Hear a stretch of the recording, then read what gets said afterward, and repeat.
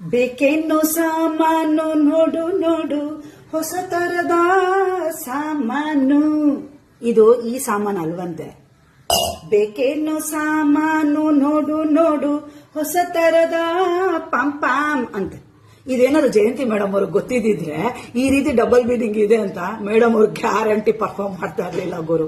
ಅದು ಹೋಗ್ಲಿ, ನೆಕ್ಸ್ಟ್ ಇನ್ನೊಂದು ಸಾಂಗ್ ಯಾವ್ದು ಅಂತಂದ್ರೆ, ಪರದೆ ಎತ್ತಿ ಪನ್ನೀರ ಚೆಲ್ಲಿ ಹಣೆಗೆ ಬೊಟ್ಟು ಇಟ್ಟವನಿ ಜುಮ್ ಜುಮ್ ಜುಮ್ ಅಂತ ಸುಧಾರಾಣಿ ಮ್ಯಾಮ್ ಅನ್ಕೊಂಡು ಪರ್ಫಾರ್ಮ್ ಮಾಡಿದ್ರು. ಪಾಪ ಅದಲ್ವಂತೆ. ಪರದೆ ಎತ್ತಿ ಪನ್ನೀರ ಚೆಲ್ಲಿ ಹಣೆಗೆ ಬೊಟ್ಟು ಇಟ್ಟವನಿ ಜುಮ್ ಜುಮ್ ಜುಮ್.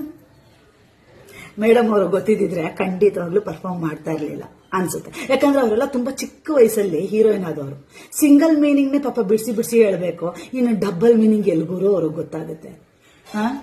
ಇದೆಲ್ಲ ಸ್ಟಾರ್ಟ್ ಆಗಿದ್ದು ಈ ಸರ್ಸೆ ಸಾಂಗಿಂದ. ಪಾಪ ಅವ್ರಿಗೂ ಗೊತ್ತಿರ್ಲಿಲ್ವಂತೆ, ಅವ್ರು ಪರ್ಫಾರ್ಮ್ ಮಾಡಿದ್ ಅವ್ರಿಗೂ ಗೊತ್ತಿರ್ಲಿಲ್ವಂತೆ. ಅಂದ್ರೆ ಈ ಲಿರಿಕ್ಸ್ ಅಲ್ಲಿ ಈ ರೀತಿ ಒಂದು ಅರ್ಥ ಬರೋ ತರ ಇದೆ ಅಂತ. ನಾನು ಏನ್ ಹೇಳ್ತೀನಿ, ಅವಾಗಿಂದ ಮಾಡಿದ್ದಾರೆ, ಇವಾಗ ಯಾಕೆ ಪ್ರಶ್ನೆ ಮಾಡ್ತೀರಾ ಅನ್ನೋದು ಬೇಡ, ಕಂಪೇರ್ ಬೇಡ, ಆ ರೀತಿ ಸಾಹಿತ್ಯನೇ ಬೇಡ ಅನ್ನೋದು. ಯಾಕಂದ್ರೆ ಅದರಲ್ಲಿ ಪರ್ಫಾರ್ಮ್ ಮಾಡಿದವ್ರಿಗೂ ಕೂಡ ಒಂದು ಘನತೆ ಗೌರವ ಇರಬೇಕು. ಹಾಗೆ ನಾವು ಹೆಣ್ಣು ಮಕ್ಕಳು, ನಮಗೂ ಕೂಡ ಘನತೆ ಗೌರವ ಇದೆ.